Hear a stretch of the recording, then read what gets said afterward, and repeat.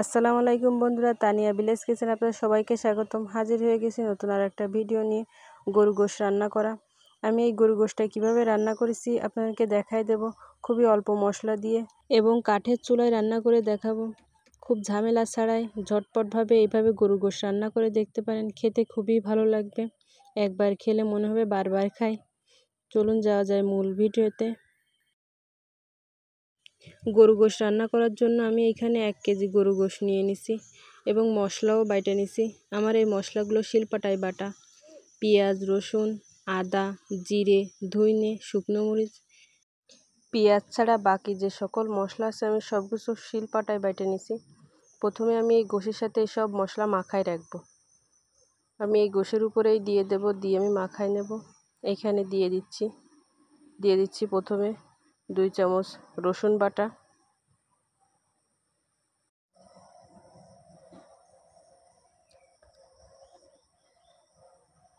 আদা বাটা 1 চামচ আদা বাটা দিয়ে দিচ্ছি আমি,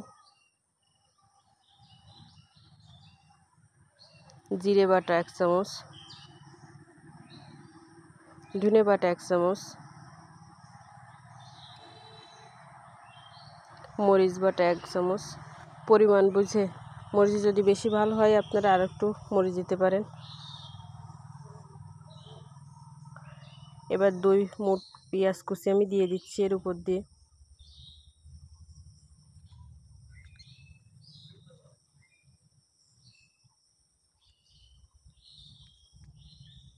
এর উপরে আমি এবার 3টা তেজপাতা ছিঁড়ে দেব। দেখুন তেজপাতা 3টা আমি ছিঁড়ে দিচ্ছি। দারচিনি আর দিয়ে দিচ্ছি 4টে এলাচ, কতগুলো লবঙ্গ,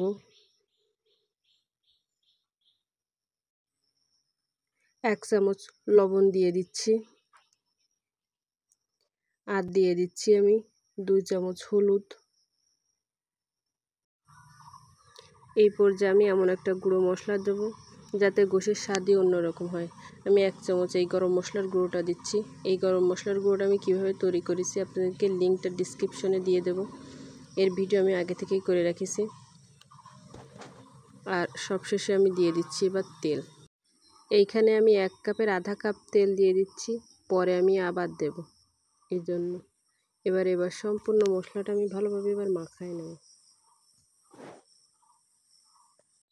আমি এইখানে মাখাতে থাকি, ততক্ষণে আপনারা যারা আমার চ্যানেলটিকে এখনও সাবস্ক্রাইব করেননি দ্রুত সাবস্ক্রাইব করুন, একটা লাইক করুন এবং ভিডিওটা শেষ পর্যন্ত দেখার অনুরোধ রইল এবং সবশেষে একটা কমেন্ট করে যাবেন।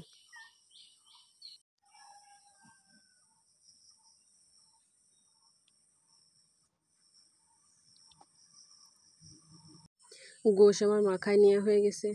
আমি এবার এটা ঘন্টাখানিক রাইখে দেব। রাইখে দেওয়ার পরে তারপর রান্না শুরু করব। আমি ঘন্টাখানিক পরে আমি এই যে তুলে দিচ্ছি, দেখুন।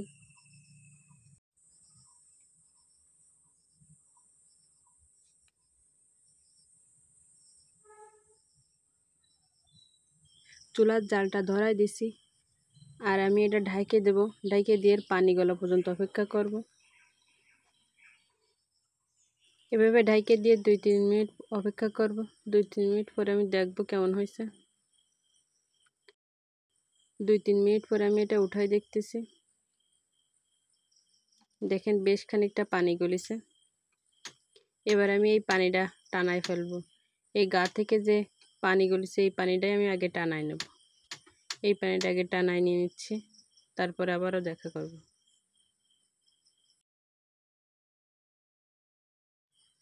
পানি টানানো হয়ে গেছে। এবার আমি এটা সিদ্ধ হওয়ার জন্য পানি দিচ্ছি।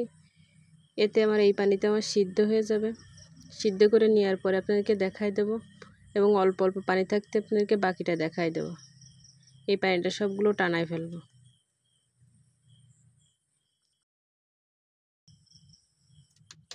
পানি টাইনে গেছে, গোশও সিদ্ধ হয়ে গেছে। সব গোশ আমার সিদ্ধ হয়ে গেছে, অল্প অল্প পানি আছে। এমন অবস্থায় আমি কতগুলো আলু দিয়ে দেব। আমার গরুর গোশে আলু খুব পছন্দ, এই জন্য আমি কতগুলো আলু দিয়ে দিচ্ছি। একটা জিনিস অবশ্যই খেয়াল করবেন, আমি কিন্তু সম্পূর্ণ পানি টানাইনি, অল্প পানি থাকতেই আলু দিয়ে দিচ্ছি, যাতে এই পানি দিয়ে আমার আলুটাও আধা সিদ্ধ হয়ে যায়। এবার এই পর্যায়ে আমি অনেকক্ষণ ধরে এই আলু আর গোশটা ভালোভাবে ভাইজে নেব। একদম গাঢ় পানি একদম সম্পূর্ণ টানাই নেব এবং ভালোভাবে ভাজা ভাজা করে নেব। আর এভাবে কিছুক্ষণ পর পরে নাড়াই দেবো যাতে তলে না লেগে যায়। এই সম্পূর্ণ পানিটা টানাই নিচ্ছি, তারপরে দেখাচ্ছি। পানি টানানো হয়ে গেছে, দেখুন একদম ভাজা ভাজা হয়ে গেছে। এই পর্যায়ে আমি এখানে হালকা একটু কাঁচা তেল দিয়ে দিচ্ছি, সয়াবিন তেল। আগে যেহেতু অল্প তেল দিছি এই কারণে, আর এতে গোশটা ভালোভাবে ভাজতেও সুবিধা হবে। এখানে অবশ্যই খেয়াল রাখবেন, গোশের কালারটা দেখুন কেমন হয়ে গেছে, এতেই বুঝে নেবেন যে পারফেক্টভাবে ভাজা হয়ে গেছে গোশটা। দেখুন একদম কালো ভুনার মতন দেখাচ্ছে। ঠিক এইভাবে বেশ কিছুক্ষণ ধরে এইভাবে ভাজা নেবেন, এতে গোশের স্বাদ অন্যরকম লাগবে। এই পর্যায়ে আমি এতে ঝোলের পানি দিয়ে দেব। ঝোলের পানি দিয়ে দিচ্ছে।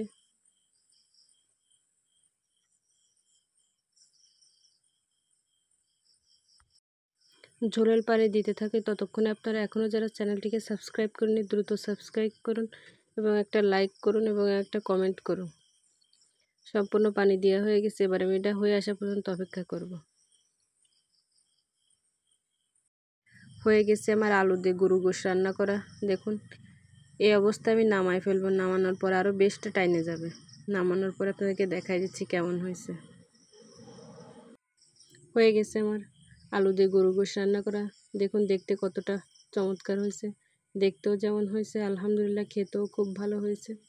এইভাবে একবার হলেও গরু গোশ রান্না করে দেখবেন, খেতে খুবই চমৎকার লাগবে। এইভাবে রান্না করে মেহমানদের খাওয়াতে পারেন এবং নিজেরাও খেতে পারেন। এতক্ষণ আমার সাথে থাকার জন্য অসংখ্য ধন্যবাদ। আবারও দেখা হবে নতুন কোনো আইটেম নিয়ে। ততক্ষণ আপনারা ভালো থাকুন, সুস্থ থাকুন এবং নিজেদের খেয়াল রাখুন। আল্লাহ হাফেজ।